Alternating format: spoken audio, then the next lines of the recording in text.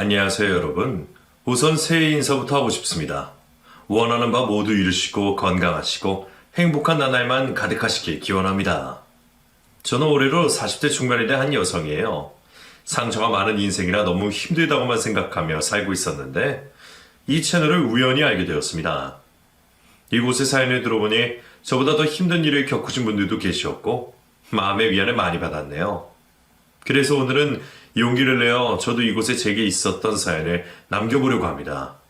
그럼 상처받은 제 지난 일들을 지금부터 잘 들어봐 주세요. 현모양처가 되는 것이 제 꿈이었어요. 어린 시절부터 장래희망을 적는 란에 늘 당당하게 현모양처라고 썼었죠. 그렇다고 제가 공부를 못하고 그러진 않았어요. 피아노도 잘 쳤고 공부도 꽤 잘했고 담임선생님께도 신임을 받는 그런 아이였어요. 늘 조용했고 반에서 힘든 일이 생기면 묵묵히 나서서 앞장서 일을 하곤 했었습니다. 그러다 우연히 TV 드라마를 보게 되었는데 그곳에서 묵묵하게 내조를 하는 아내의 모습을 보게 되었어요. 정확한 제목은 기억이 나지 않는데 아이들 잘 키우고 남편 내조를 잘하니 가정은 평안했고 남편도 승승장구하더라고요. 훗날 늙어서 그 남편이 아내에게 정말 고마웠느라고 얘기를 하는 장면을 보고 딱 이게 나의 삶이다라는 생각을 하게 되었어요. 저희 엄마는 제가 현모양처에 대한 꿈을 이야기했을 때 그저 장난인 줄로만 아셨습니다. 아이고 우리 딸은 남편 뒷바라지할 생각만 하네. 그래 실컷 해봐. 엄마 나 진짜야. 정말 열심히 하고 싶은 내 꿈이야. 네 인생이 그리 마음대로 쉽게 만들면 얼마나 좋겠니. 현모양처도 좋지만 엄마는 네가 하고 싶은 너만의 일을 찾는 것도 좋을 것 같다. 네 오빠처럼 말이야. 제게는 오빠가 한 명 있어요. 욕심이 많고 되고 싶은 꿈도 너무 거대한 야망가였죠. 변호사가 되고 싶었다가 국회의원이 되고 싶었다가 의사가 되고 싶다던 오빠는 어린 시절부터 제 이야기를 듣고 무시하기도 많이 했었어요. 2살 터울의 오빠와 저는 참 많이도 다투면서 자랐습니다. 특히 제 친구나 오빠 친구들이 집에 놀러 올 때면 서로 팀으로 싸우기도 할 정도였으니까요. 정말 유치한 것 하나로도 남매들은 충분히 많이 싸울 수 있잖아요. 그러면서 미운정 고운정이 들었던 사이예요. 저희 부모님은 두 분이 작은 가게를 하나 하셨는데 주말에도 항상 가게 때문에 바쁘셨어요.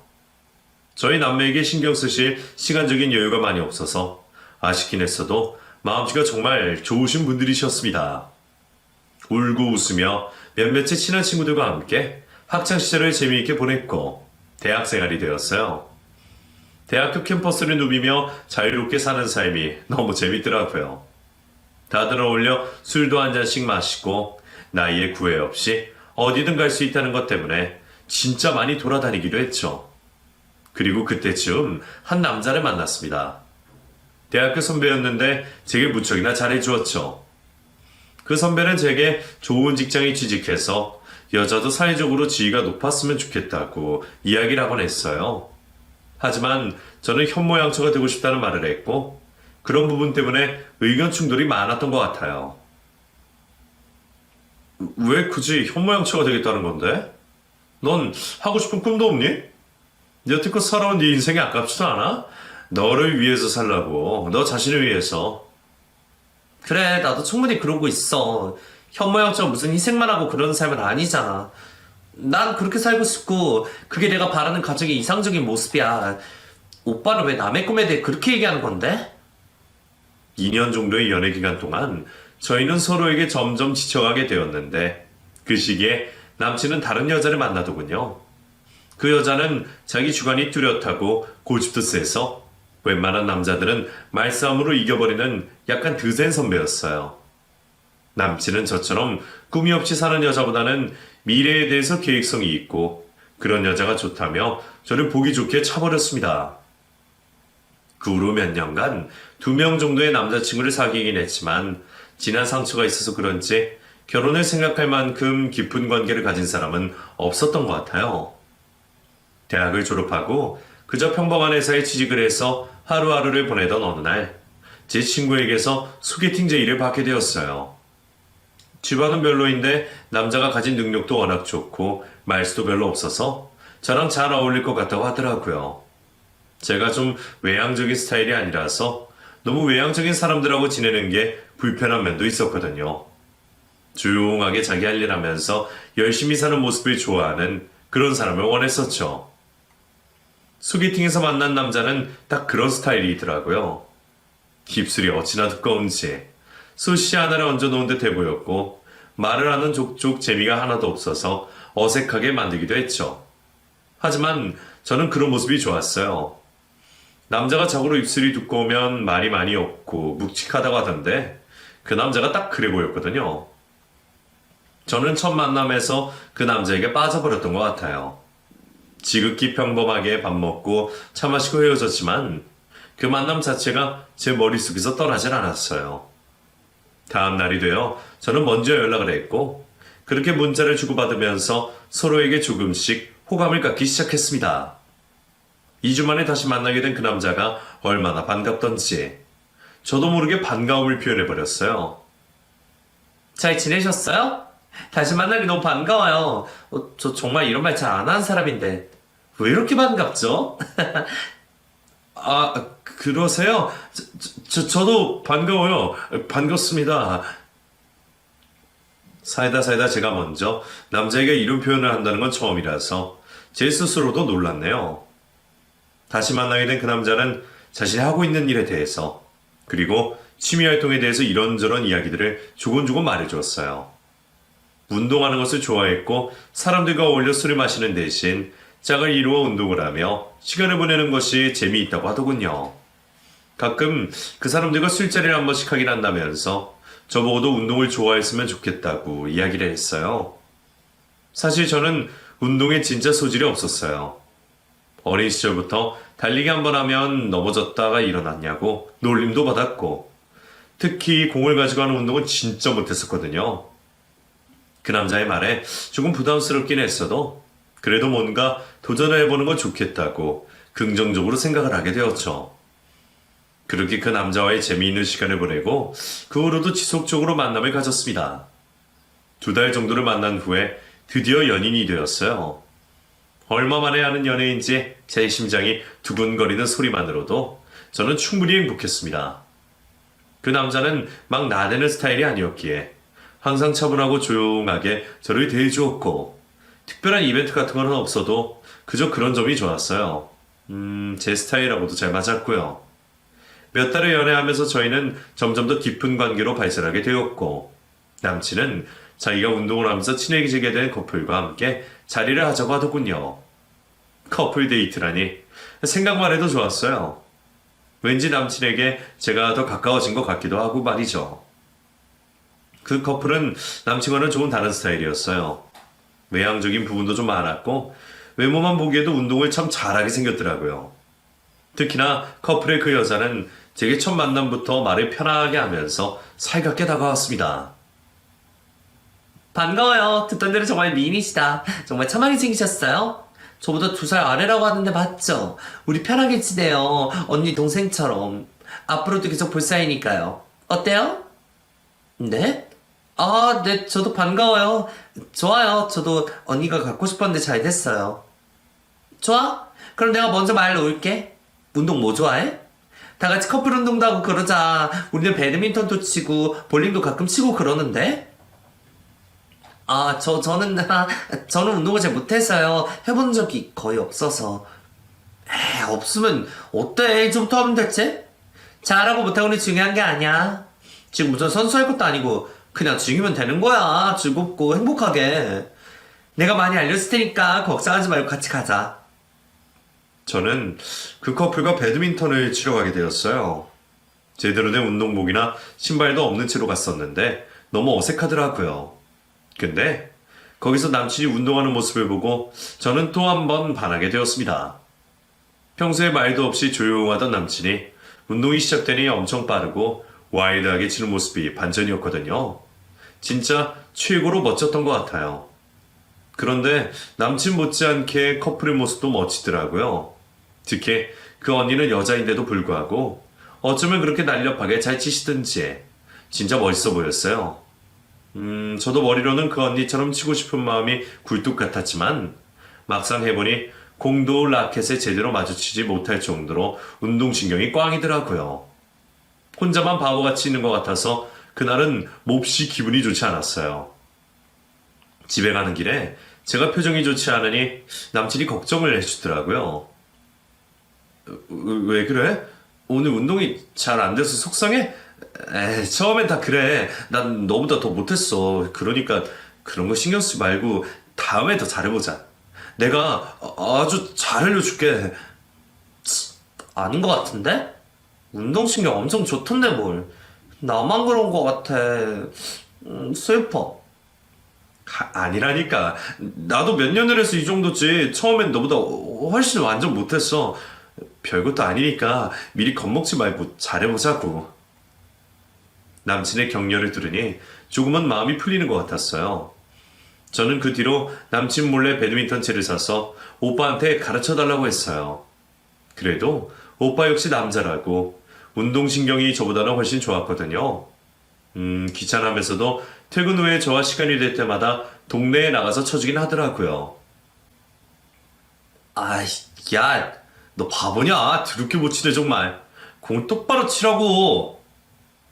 두근 그렇게 안 하고 싶은 줄 알아? 나도 그렇게 하고 싶은데 잘 안 되는 거 어떡해. 쳐주려면 좋게 쳐줘야 성질이야. 아니 네가 정도껏 해야지 정도껏. 다시 똑바로 공 끝까지 보고 잘 맞춰봐봐. 잔소리는 많이 했어도 오빠는 제 실력이 늘길 바라는 진심을 담아 함께 해주었어요. 짜증은 났지만 그래도 오빠의 마음이 느껴져서 기분이 좋긴 하더라고요. 저는 그렇게 열심히 오빠와 연습을 한 덕분에 아주 조금씩 실력이 늘긴 했습니다. 적어도 공을 맞추기는 했으니까요. 하지만 여전히 운동을 즐기는 남친과 그 커플에 비해서는 형편없는 실력이었죠. 한번 만남을 갖고 나니 그 후로도 지속적으로 그 커플들과 만남을 하게 되었고 운동을 하는 시간을 갖게 되었어요. 몇 번 운동을 더 하고 나니 짜증이 슬슬 밀려오기 시작했습니다. 굳이 왜 이런 만남을 하는 건지 모르겠더라고요. 결국 저는 이 문제로 서운함이 폭발해서 남친에게 말했어요. 우리 둘만 행복하면 됐지. 여자친구인 내가 행복하지 않은데 굳이 왜 계속 그런 만남을 하는 거야. 나 싫어, 오빠. 그래 알았어. 네가 싫다면 커플 데이트고 뭐고 다 하지 말자. 그냥 나 조용히 혼자 여태껏 했던 대로 운동할게. 그럼 됐지? 남친의 개인 운동까지 맡고 싶진 않았어요. 굳이 제가 그렇게 할 이유도 없었고요. 그저 커플끼리 만나서 운동을 하는 것만 하지 않기로 결정을 내렸죠. 티격태격 몇 번을 더 싸우고 더 굳건해졌으며 그 후로 2년 정도 연애를 한 후 저희는 결혼을 했습니다. 결혼을 하자마자 아이가 생겼고 저는 제 꿈대로 현모양처가 되기로 결심한 후 회사를 그만두었죠.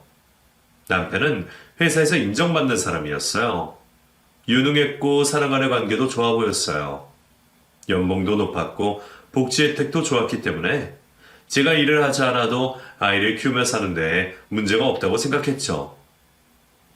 첫째 아이를 낳고 2년 후에 다시 둘째 아이를 갖게 되었고 그때쯤 오랜만에 옛 동창에게서 전화가 왔더라고요. 그 친구는 외국에 유학을 가서 몇 년을 있었는데 그곳에서 너무 외롭고 힘들어서 다시 한국으로 왔다며 남자친구 좀 소개시켜달라고 했어요. 꽤 친했던 친구였고 성격도 워낙 활발했기에 저는 혼자 있는 친정오빠가 생각나더라고요. 친정오빠도 유쾌하고 활발한 성격이라서 잘 맞겠다는 생각에 둘을 연결시켜 주었고 결과는 대만족이었습니다. 둘 다 너무 좋다고 하면서 불꽃같이 타오르는 연애를 하더니 연애 8개월 만에 결혼을 한다고 하더라고요. 너무 성급한 거 아닌가 했지만 둘이 좋다는데 말릴 필요가 뭐가 있겠어요. 오빠가 나이도 있고 하니 저희 집안에서도 빨리 결혼을 시키면 좋겠다 싶었고 번개불에 콩 구워 먹듯이 결혼을 한 오빠는 이혼도 번개불에 콩 구워 먹듯이 해버렸습니다. 결혼을 하고 몇 달 후 알고 보니 이 친구가 외국에서 다른 남자와 동거를 했다는 거예요. 그리고 그 남자와 결혼 후에도 계속 연락을 하고 만났었고요. 친정오빠는 이 사실을 알고 저를 찾아와 격분했습니다. 저는 어떻게 이딴 일을 소개시켜주냐? 외국에서 그렇게 남자랑 살던 애를 어떻게 하나밖에 없는 친오빠한테. 오빠 미안해. 근데 내가 그걸 어떻게 알았겠어. 난 그저 오빠가 외로워 보여서 그래서. 아, 정말 실망이다. 됐고, 앞으로 그냥 남남처럼 살자. 내 인생에 끼어들지 마. 내가 외로워 보이든 불쌍해 보이든 나 혼자 알아서 할 거니까. 알았어? 친정 오빠는 아주 많이 흥분한 상태라 더 이상 그 어떤 말도 통하지 않았어요. 그렇게 저는 친정 오빠와 연락을 단절한 채 살아가게 되었습니다. 제 결혼 생활은 그럭저럭이었어요. 연애할 때 그 느낌과 결혼하고 난 후의 느낌은 다르잖아요. 남편이 워낙 말수도 많지 않고 재미가 있지도 않는 스타일이라 집안에서는 거의 밥만 먹고 잠만 자는 정도였었죠. 아이 둘을 낳고 기르다 보니 남편의 이런 부분이 조금 힘들기도 했어요. 아빠가 주말에는 아이들을 재미있게 놀아주기도 하고 그래야 하는데 자기 자신의 운동이 중요한 사람이었고 일의 특성상 출장도 자주 갔었거든요. 그래서 아이들과 보내는 시간은 아주 많이 부족한 편이었습니다. 제가 딸만 둘을 낳았는데 시댁에서는 아들을 꼭 낳아야 한다며 제게 바로 셋째를 가지라고 성화하셨어요. 집안 대가 끊긴다고 하시면서 강요하시는데 어쩔 때는 며칠에 한 번씩 전화가 와서 임신을 하라고 하셨죠. 근데 아이는 저 혼자 같나요? 하늘을 봐야 별을 딴다는 말이 있잖아요. 남편이 워낙 바쁘기도 했고 조금 여유가 있는 시간에는 개인적으로 운동을 가야 하는 사람이라서 제 곁에 가까이 오지는 않았습니다. 저는 아이 둘을 키우며 남편 내조를 하는데 몰두했어요. 연애와 결혼은 다르듯이 결혼을 해서 남편에게 안정감을 주는 것 또한 아내가 할 역할이라는 생각이 강했거든요.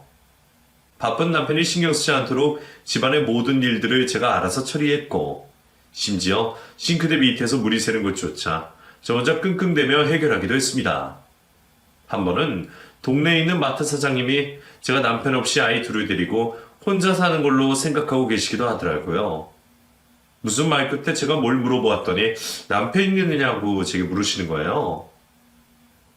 아유, 미안해요. 난 하도 바깥분이 안 보이시길래 해외에 계시나 싶어서 물어봤어요. 미안해요. 실례가 됐다면. 아니에요. 사장님 그러실 수 있어요. 워낙 회사가 바쁘기도 하고 운동도 좋아하는 사람이라 집에 잘 안 있긴 해요. 아유, 남자들이 다 그렇죠. 한창 일해야 할 나이기도 하고. 그래도 아이들이 한창 아빠랑 시간 보낼 나이인데 안타깝긴 하네요. 마트 사장님은 동네에서 굉장히 병이 좋으신 분이셨어요. 다정다감하시고 아이들도 굉장히 예뻐해 주셨죠. 그날 저는 조금 여러 가지 생각들을 하게 되었어요. 요즘 시대에 살면서 현모양처라는 꿈이 단지 혼자만 할 수 있는 일이 아니라는 생각이 들더라고요. 아이들은 분명히 엄마와 아빠가 해줄 수 있는 일이 따로 있을 텐데 저 혼자만 끙끙대는 것 같아 서운하기도 했고요. 남편에게 하루 날을 잡아 말을 꺼내려 해도 왠지 남편은 저와 깊은 이야기를 나누지 않으려고만 하는 것 같았습니다. 결혼을 한 이후에도 남편이 가깝게 지내던 그 친구 커플들은 자주 저희 집에 놀러 왔어요. 운동은 함께 하지 않았지만 함께 밥도 먹으면서 시간을 보냈었거든요. 그 커플도 제가 결혼하고 얼마 후에 바로 결혼을 했는데 앞으로 아이는 낳지 않을 계획이라고 하더라고요. 특히 그 언니는 몸매 관리도 어쩌면 그렇게 잘하고 있는지 여자인 제가 보기에도 정말 매력적이었어요. 운동도 잘하고 성격도 시원시원하니 딱 여자 대장부 스타일이더라고요. 저와는 전혀 반대되는 그 언니를 보면서 닮고 싶다는 생각이 들어 집에 있는 옷장을 뒤져 최대한 섹시한 옷을 입어봤는데 왠지 저는 그런 느낌이 전혀 들지 않더라고요. 그래도 남편과의 관계가 조금 소원해진 것 같아 백화점에 가서 예쁜 속옷을 하나 산 후 남편에게 다가갔어요. 하지만 남편은 벌떡 일어나 다른 곳으로 가버리면서 저보고 이상해졌다고 흰잔까지 주더라고요. 여자로서 얼마나 상처를 받았던지 쥐구멍을 해도 숨고 싶은 기분이 들었어요. 거짓말 하나 안 보태고 저희 부부는 몇 년간 잠자리를 손에 꼽힐 정도로밖에 하지 않는 지경까지 가게 되었습니다. 조금 창피한 이야기지만 어느 날은 제가 다가가도 전에 남편은 피곤하다며 다른 방에 가서 잠을 청하는 적도 있었고 웬만하면 밤늦은 시간에 귀가를 하면서 저를 피하는 것 같았어요. 제가 여자로서 그렇게 매력이 없나 싶었고 점점 자존감이 낮아지고 모든 일에 소극적이 되어가더라고요. 그러던 어느 날은 아이들과 함께 마트에 갔다가 마트 사장님이 하시는 말씀을 듣고 깜짝 놀란 적이 있어요. 아유, 안녕하세요. 저 그제 주말에 바깥문 뵌것 같아요. 아이들과 많이 다니면서 한눈에 봐도 알아보시겠더라고요. 다시 한번 죄송합니다. 아유, 그때 제가 그런 말을 한 걸. 어머나, 아니에요. 별 말씀을요. 저는 정말 괜찮아요. 근데 바깥분이 누나랑 사이가 엄청 좋으신가 봐요. 다정하게 팔짱까지 끼시고 손도 잡으시고. 요즘 그런 남매 찾기 진짜 힘든데? 네? 누나요? 네, 그날 누나분과 같이 술이랑 사러 오셨잖아요. 토요일 저녁 10시쯤인가? 거의 마감할 때 다 됐어요. 저도 문 닫을 시간이라 손님이 바깥문 밖에 안 계셔서 정확히 기억나요. 동생 집에 놀러 오셨다고 하던데? 마트 사장님이 말씀하신 그날은 남편의 친구 부부가 저희 집에 놀러 온 날이었어요. 한창 놀다가 술이 떨어져 이것저것 뭘 좀 사온다고 남편과 그 언니가 함께 마트에 간다고 했었거든요. 저는 아이들을 재우느라 함께 가지 못했었는데 아마 그때인 것 같아요. 근데 아무리 생각해도 너무 기분이 나빴어요. 다정하게 팔짱을 끼고 손을 잡았다니 어떻게 감히 그런 짓을 할 수가 있는 것일까요? 그것도 저희 동네 마트에서요. 그 말을 듣고 너무 황당해서 바로 남편에게 전화를 걸어 따졌어요. 남편은 제가 이상하다고 하더군요. 당신 요즘 왜 그래? 나한테 왜 그렇게 집착을 하냐고. 이런 사람이었어? 현모와 형처는 원래 이렇게 남편한테 집착하는 거야? 아니, 집안일 열심히 하고 애 잘 키우고 내조 잘하면 됐지. 나한테 왜 그러는 거야 도대체? 뭐라고? 당신 무슨 말을 그렇게 해? 이상하잖아. 누가 생각해도 이상한 광경이라고. 당신이 친구 와이프랑 팔짱 끼고 손을 왜 잡아? 도대체 둘이 뭔데, 어? 남편은 더 이상 대화가 통하지 않았어요. 장난친 것을 가지고 왜 그러냐는 식으로 저를 몰아붙이는데 제가 더 이상 할 말이 없더라고요. 저는 화가 난 마음에 그 언니에게 전화를 걸어서 따졌어요. 언니, 저기 혹시 우리 동네 마트에서 내 남편이랑 손잡고 팔짱 끼고 그랬어요? 뭐라고? 그게 무슨 소리야? 장난도 쳤겠지. 우리 운동하면서 하이파이브도 하고 어깨 동무도 하고 뭐 그래? 자기가 운동도 안 해보고 집에만 있어서 그런 걸 모르나 본데 그런 걸로 따지면 벌써 몇 명이나 다 바람났겠다. 네? 언니, 저는 그래도 그게 기분이 별로 좋지 않아요. 아무리 그래도 서로 남편과 아내가 있는 사람들이잖아요. 근데 어떻게 그렇게 함부로 스킨십을... 함부로라니? 내가 뭘 어쨌다고 그러는 거야? 무슨 증거 있어? 외국에서는 이런 거 아무것도 아니라고. 뭘 일이 꽉 막혀서 따지는 거니? 집에서 현모양처도 좋은데 제발 바깥 돌아가는 상황 파악도 좀 하고 그러고 살아. 알았어? 그 언니 역시 저를 완전히 꽉 막힌 이상한 사람으로 취급해버리는 거예요. 사실 그 둘이 예전부터 지나치게 친하게 지내고 운동을 하면서도 터치도 많이 하길래 제가 기분이 좋지는 않았었거든요. 저만의 착각일지도 모르지만 저는 저희 육감을 믿는답니다. 좀처럼 풀리지 않는 기분으로 하루하루를 보내다 보니 남편이 무슨 말을 해도 얄밉고 꼴배기도 싫더라고요. 같이 밥도 먹기 싫고 마음속으로 이혼을 하고 싶다는 생각도 무수히 많이 했습니다. 하지만 현실을 생각해 볼 때 제가 이혼을 한다는 것은 너무 힘든 결론이 나더라고요. 아무 경제적인 능력도 없이 남편과 아이들 뒷바라지만 목숨 걸고 하던 제가 뭘 해먹고 살 수 있겠어요? 두렵기도 하고 무섭기도 했고 그런 마음이 크다 보니 화가 났던 제 마음도 조금씩 사그라들기 시작했어요. 매일같이 별다른 재미없이 살아만 가던 어느 날 아주 오랜만에 친구들이 모임을 한다고 연락이 왔더라고요. 그동안은 제가 자존감이 낮아져서 잘 나가지 않았었는데 그때는 기분도 별로고 해서 오랜만에 나가보았습니다. 모처럼 아이들 없이 혼자 친구들을 만나러 간다니 너무나 설레이더군요. 화장도 곱게 하고 아니 또 원피스도 꺼내 입고 친구들이 모인 자리로 나갔어요. 하나같이 좋은 직장에 다니고 약사가 되어 있고 프리랜서 번역가로 활동하는 친구들에 비해 저는 집에서만 있는 것 같아 초라해지는 기분도 느꼈습니다. 참 세상은 많이 변하고 있는데 저만 혼자 한 30년 전에 살고 있는 사람처럼 뒤처져 있더라고요. 친구들이 얘기하는 것도 공감이 하나도 안 되었고요. 그런 기분으로 2차까지 가기는 그래서 1차에서 빨리 자리를 마무리하고 택시를 타고 급하게 집으로 갔습니다. 가는 길 내내 저는 뭔가 마음이 울적해서 창밖만 멍하게 바라보고 있었죠. 어느새 도착한 집 앞에 부랴부랴 택시비를 내고 집으로 들어왔는데 알고 보니 택시 안에 핸드폰을 떨어뜨리고 온 것 같아요. 아무리 찾아도 보이질 않았습니다. 남편에게 칠칠 맞다는 잔소리를 한껏 들은 후 청하지 않은 잠을 겨우 청했어요.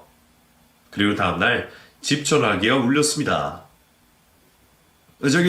저 어제 택시기사인데요. 휴대폰 놓고 내리셨죠? 제가 갖고 있습니다. 어머, 세상에 감사합니다. 어떻게 찾아야 할지 고민하고 있었는데 전화번호가 핸드폰에 저장되어 있었군요. 너무 감사해요. 제가 어제 내려드린 그 집 앞으로 지금 가겠습니다. 30분쯤 뒤에 나오세요. 택시기사의 전화를 받고 안도의 한숨을 쉬었어요. 나쁜 목적으로 휴대폰을 팔려는 사람도 있다던데 정말 저는 운이 좋다고 생각했죠.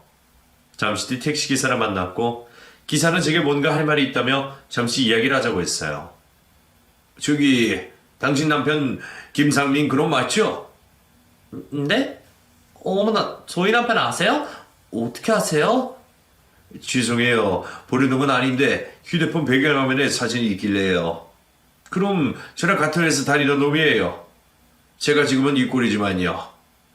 아, 그러시구나. 저희 남편이랑 같은 회사 다니셨군요.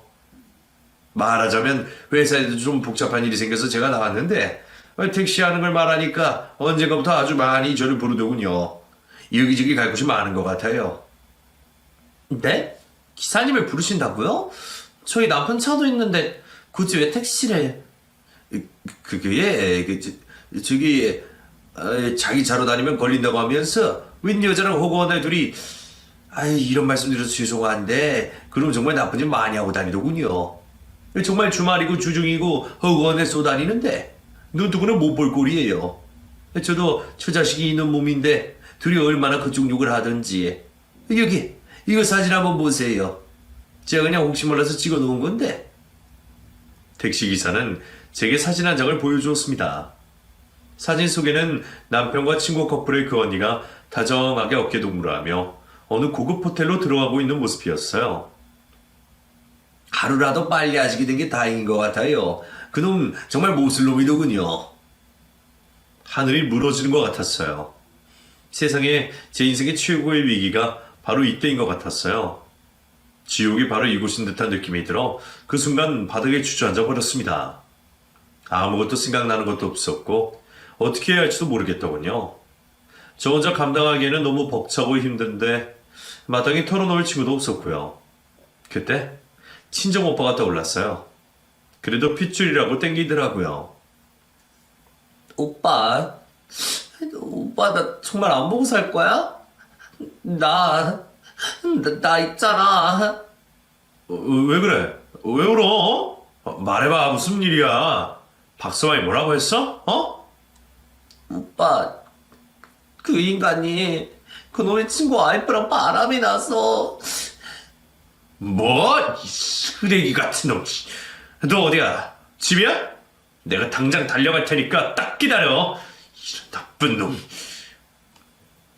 잠시 뒤 친정 오빠는 정말 쏜살같이 저희 집 앞에 찾아왔습니다. 다행히 제가 감정이 주체가 안 돼서 쓰러지기 일보 직전이었는데 택시기사가 가지 않고 기다려주었죠. 택시기사는 친정 오빠에게 사진을 보여주었고 이런저런 설명까지 다 해주었습니다. 오빠는 모든 사실을 듣고 당장 남편에게 전화를 걸어 당장에 오라고 했죠. 하지만 남편은 그 뒤로 전화를 받지 않고 오지도 않았어요. 친정 오빠는 화가 잔뜩 난 상태로 남편의 회사로 당장에 달려갔고 사무실 안에서 남편의 멱살을 잡고 난장을 피웠습니다. 친정 오빠 덕분에 남편의 사무실 안에 있는 사람들은 모두 남편의 파렴치한 모습을 알게 되었어요. 네가 감히 이딴 짓을 해? 내 동생이 너한테 어떻게 했는데 집에서 내조하고 애들 잘 키우고 있으니 누구를 바보 등신으로 하냐? 딴 년도 아니고 어떻게 자주 만나는 친구 와이프랑 그 짓을 하냐? 저기 형님 그게요. 일단 나가세요. 나가서 얘기하세요. 여기 사무실이에요. 일하는 곳이라고요. 그래, 알아, 니놈 사무실. 네가 안 오니까 내가 왔다 어쩔래? 넌 한번 개망신을 당해봐야 정신을 차려. 여기 사람들이 너 보면 세상 얌전한 사람으로 할 텐데 네 본 모습을 알려줘야지, 안 그래? 나가서 얘기하시자고요. 무식한 게 정말 이러실 거예요? 체면이 있지 사람이 왜 이러세요? 그래, 나 무식하다. 그래서 이혼했다 어쩔래? 나 인생 아쉬운 거 없는 놈이야. 그러니까 오늘 너 죽고 나 죽고 이판사판 해보자고. 그는 어디 있어? 그냥 다니는 운동클럽이가 뭔가. 내가 오늘 찾아서 다 뒤집어 놓을 거니까 그런 줄 알아. 금신 두들겨 패주고는 친정오빠는 저를 데리고 사무실을 빠져나왔습니다. 그리고는 집으로 가서 아이들을 챙기고 간단한 짐을 싸서 친정으로 데려다 줬어요. 너 이놈아, 이렇게 힘든 일 있으면 미리미리 나한테 얘기를 해줬어야지. 여태까지 뭔가 있었을 거 아니야. 오빠가 남남처럼 살잖아. 오빠가 그러니까 연락하기도 그렇고. 아이고, 이 바보 같은 놈이. 야, 그건 그거고 이건 이거지. 넌 가만히 있어. 애들이나 잘 챙기고. 모든 건 다 내가 알아서 할 거니까. 알았어? 여태껏 살면서 친정오빠가 그렇게 멋있어 보이긴 처음이었던 것 같아요. 아주 크고 울창한 나무처럼 제게 기댈 수 있는 공간을 만들어주었습니다. 그 후로 저는 아이들을 안정시키는데 모든 집중을 다했어요. 아이들이 왜 짐을 싸서 친정에 와 있는지, 아빠가 왜 집에 안 오는지에 대해서 혼란스러워하면 안 될 것 같았으니까요. 다행히도 아이들은 평소에도 아빠와 많은 시간을 보내지 않았었기에 적응을 잘 해나가고 있었습니다. 저는 며칠 후 오빠와 그 상간녀가 운동을 한다는 클럽으로 찾아갔어요. 차마 제가 나서면 너무 비참해질 것 같아 친정오빠는 저보고 멀리서 지켜보기만 하려고 했고 혼자 들어갔습니다. 그런데 더 황당한 건 버젓이 그 여자와 제 남편 그리고 그 여자의 남편까지 아주 재미있게 운동을 하고 있었어요. 그런 일을 벌여놓고도 어쩌면 저렇게 천하태평으로 있는 건지 이해가 되지 않았습니다. 멀리서 그 모습을 지켜보자마자 주체할 수 없는 분노가 뒤끓었고 그대로 문을 열고 돌진을 했어요. 운동을 하던 사람들은 무슨 일인가 깜짝 놀라 저를 쳐다보았고 저는 그대로 남편에게 돌진을 해서 주먹으로 얼굴을 쳐버렸습니다. 저도 제가 어디서 그런 힘이 났는지 모를 정도로 아주 강한 펀치가 얼굴을 강타했어요. 그리고는 상간녀에게 다가가 머리채를 휘어잡아버렸죠. 야, 네가 감히 어디라고 이딴 짓을 해. 내가 그렇게 만만하냐? 내가 그렇게 등신 같았어? 이런 더러운 것들. 네 남편도 아냐? 니네들이 짐승 같은 짓 하고 다닌 거? 이거 뭐야? 너 미쳤어? 왜 이래? 여기 운동하는 곳이라고 이런 무식한 년. 그래, 나 무식하다 무식해. 무식한 년한테 한번 된통 당해봐라. 사람들은 주변으로 몰려들어 웅성거렸고 상간녀의 남편은 어리둥절해하면서 화가 난 얼굴 표정을 하고 있었어요. 저는 보란듯이 큰 소리로 외쳤어요. 운동하라고 했지. 누가 쓰레기 짓 하라고 했냐? 여자가 그렇게도 없냐 등신아. 네 친구 와이프랑 있는 짓을 해. 이런 머저리 같은 놈들. 제 이야기를 들은 상간녀 남편은 몹시 극도로 흥분하더니 제 남편을 질질 끌고 밖으로 나갔어요. 그리고는 이성을 잃은 사람처럼 눕혀놓고 많이 때렸습니다. 순식간에 남편의 얼굴에서는 피가 나왔고 주변에 있던 사람들은 둘을 말리느라 애를 썼어요. 잠시 뒤 누군가 부른 경찰이 다가왔고 그 둘을 떼어내었습니다. 얼마나 화가 났던지 상간녀 남편은 눈물을 펑펑 쏟아내며 결국 무릎을 꿇고 주저앉고 말더라고요. 같은 입장으로 불쌍하다는 생각까지 들었어요. 처참하게 배신당해버린 그 마음을 저도 너무나 잘 알고 있거든요. 제 남편은 그 상황에서 절대로 이 폭행을 용서할 수 없다면서 콩밥을 먹인다고 소리소리를 질렀습니다. 내가 너 가만히 안 둬.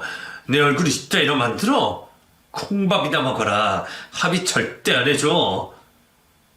너 어떻게 네가 내 와이프랑 그딴 짓을 하고 어떻게 이런 말을 해? 야, 관통죄는 없어졌어. 근데 폭행은 죄가 크거든?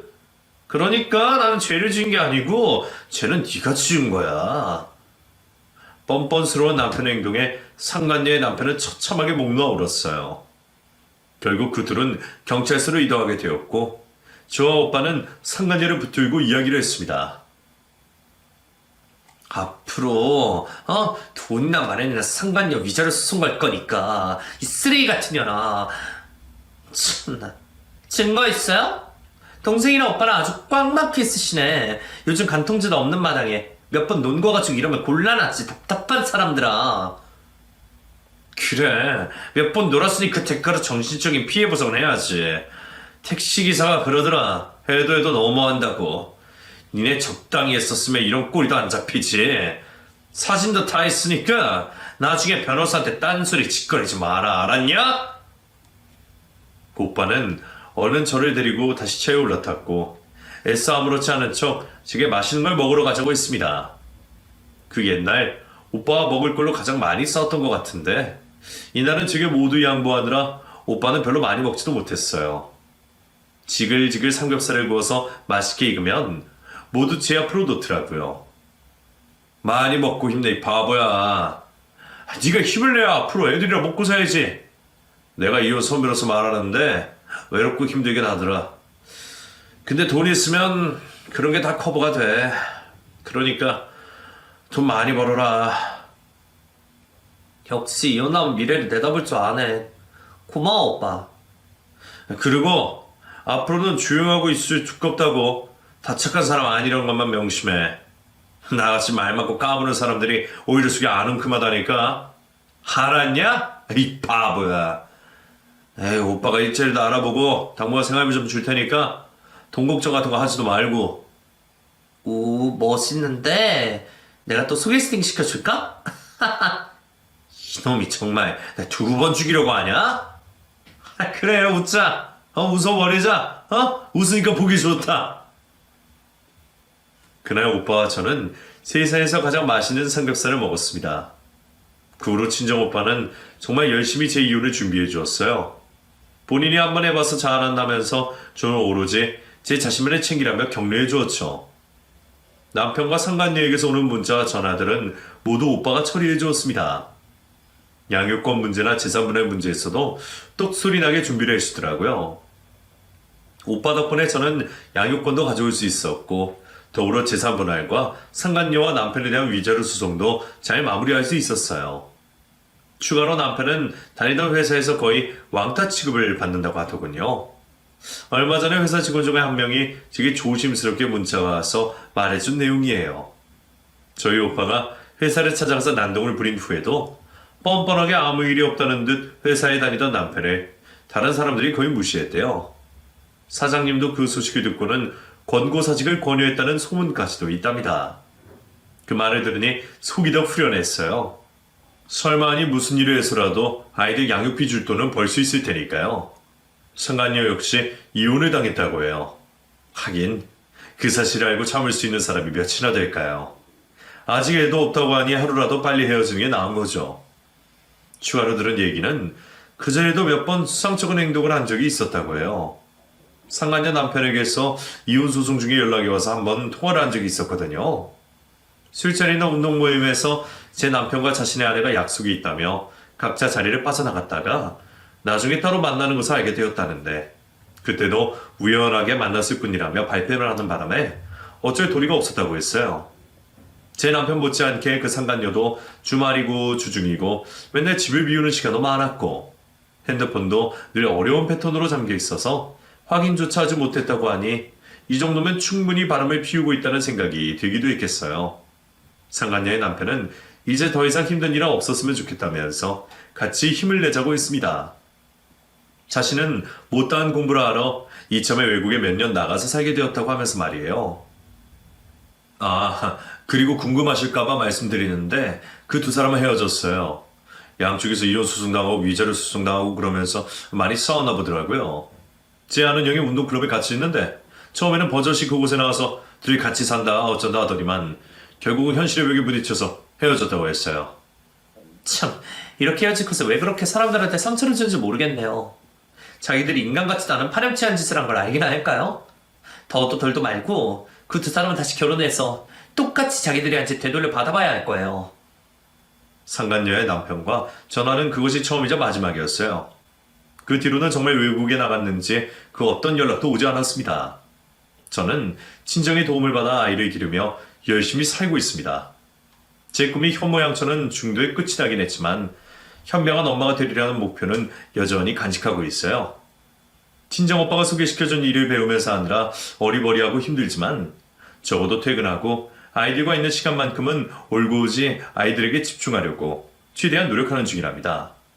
아이들은 가끔 왜 아빠랑 같이 살지 않느냐고 묻기도 해요. 엄마, 왜 아빠는 같이 안 살아? 우리는 할머니, 할아버지, 그리고 삼촌이랑 사는 거야?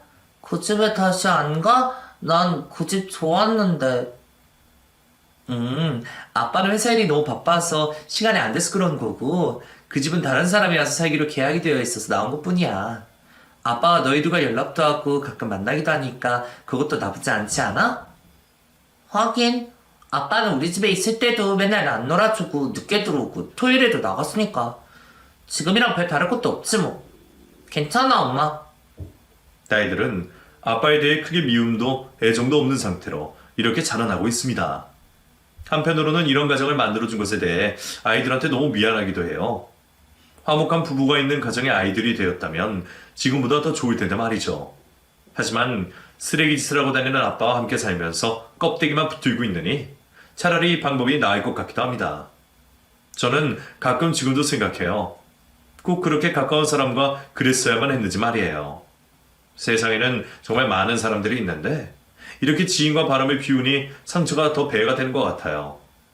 두 가정이 모두 파탄이 나고서야 자신들의 쾌락이 끝이 났는데 왜 그 힘든 마음을 아무 죄도 없는 제가 짊어지고 가야 하는지 너무 억울하네요. 이렇게 이곳에 털어놓으니 조금 마음이 후련해지는 것 같아요. 부디 여러분께는 이런 일이 일어나지 않기를 바라며 이상으로 제 이야기를 마치겠습니다. 끝까지 들어주셔서 감사드려요.